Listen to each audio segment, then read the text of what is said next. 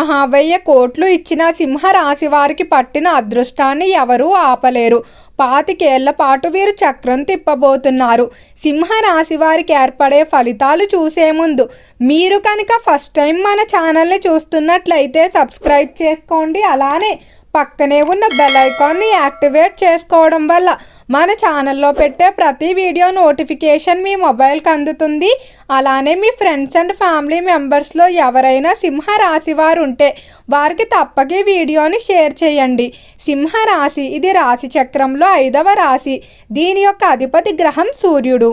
సింహరాశి వారి యొక్క స్వభావాన్ని చూసుకున్నట్లయితే వీరు గర్వంతోనే స్వాభిమానంతోనే అధిక ఉత్సాహంతో కలిగి ఉంటారు. సహజమైన నాయకత్వ లక్షణాలు ఈ రాశి వారిలో పుట్టుకతోనే ఉంటాయి. తమ గౌరవాన్ని ప్రతిష్టను ఎక్కువగా ప్రేమిస్తూ ఉంటారు. సమాజంలో హుందాగా జీవించాలనే కోరిక ఉంటుంది. చాలా ధైర్యంగా ఉంటారు. వీరికి ఆత్మవిశ్వాసం ఎక్కువగా ఉంటుంది.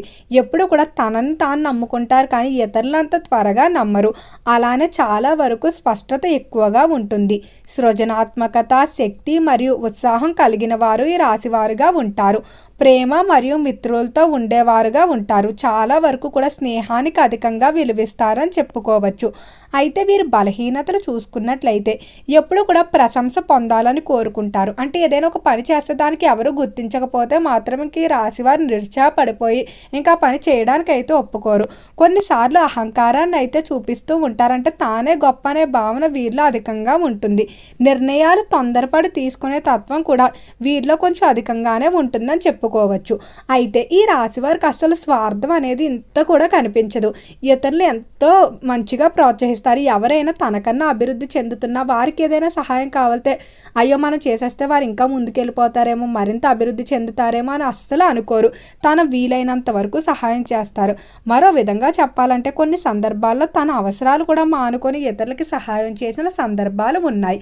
అయితే సింహరాశి వారికి రంగాల వారీగా ఫలితాలు చూసుకున్నట్లయితే ఈ సంవత్సరంలో శనిదేవుడు మీ 7వ ఇంట్లో ఉండటం వల్ల వ్యక్తిగత మరియు వృత్తి సంబంధాలపై ప్రభావం చూపవచ్చు.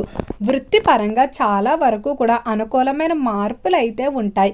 వృత్తి విషయంలో చాలా తెలివిగా ఆలోచిస్తూ నిర్ణయాలు తీసుకుంటారు. అంటే కొత్తదనాన్ని ప్రవేశపెడతారు. మీ చుట్టూ ఉన్నటువంటి పోటీదారులు ఎవరైతే ఉన్నారో వారితో కాకుండా మీరు ప్రత్యేకంగా ఉండాలని కోరుకుంటారు. అలానే వృత్తిరీత్యా చేసేటువంటి ఆలోచనలు కానీ తీసుకునేటువంటి నిర్ణయాలు కానీ తొందరపాటు అయితే అస్సలు పనికిరాదు. కొంచెం సమయం తీసుకున్నా కూడా ఆలస్యమైన అస్సలు తొందర పడకండి. వృత్తిపరంగా కోరుకున్న విధంగా అభివృద్ధిని అయితే చూస్తారని చెప్పుకోవచ్చు.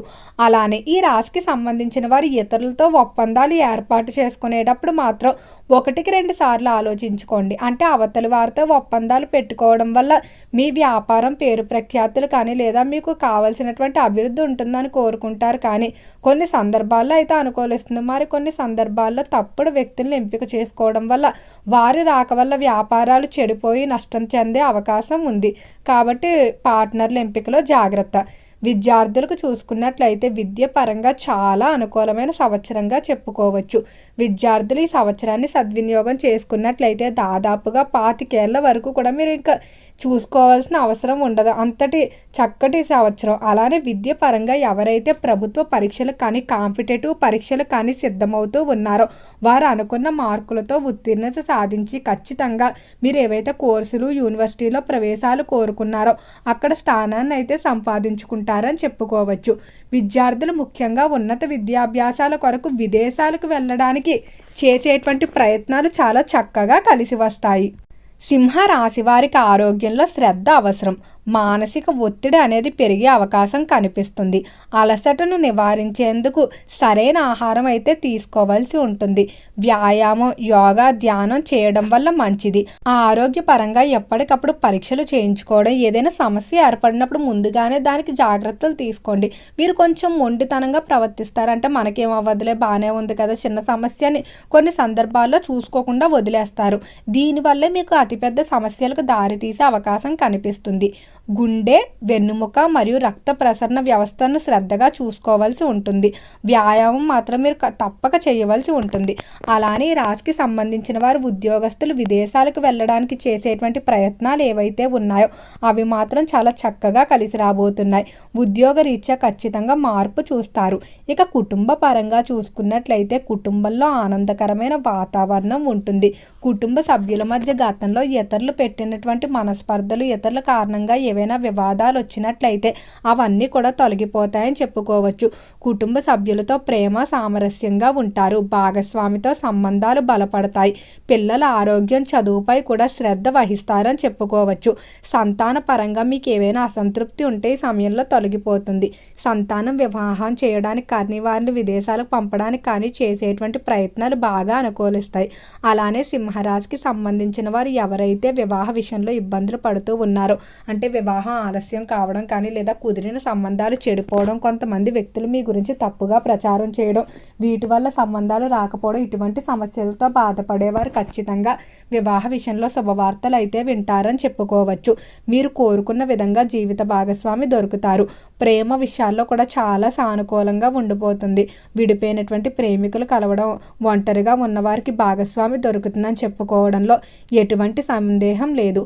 అయితే ఇంకా రాజకీయ పరంగా మాత్రం వీరిదే పైచేయ. రాజకీయ విషయాల్లో వీరికి ఉన్నటువంటి నాయకత్వ లక్షణాల కారణంగా ఎప్పుడు కూడా ఎవరు వీరిని ఎదుర్కోలేరు. రాజకీయ విషయాల్లో చాలా తెలివిగా నిర్ణయాలు తీసుకుంటారు.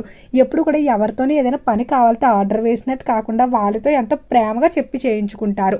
అనుచరుల బలాన్ని, ప్రజాబలాన్ని పెంచుకుంటారు. సినీ పరిశ్రమల్లో, కళారంగంలో కూడా చాలా వరకు అనుకూలమైన మార్పులు అయితే కనిపిస్తున్నాయి.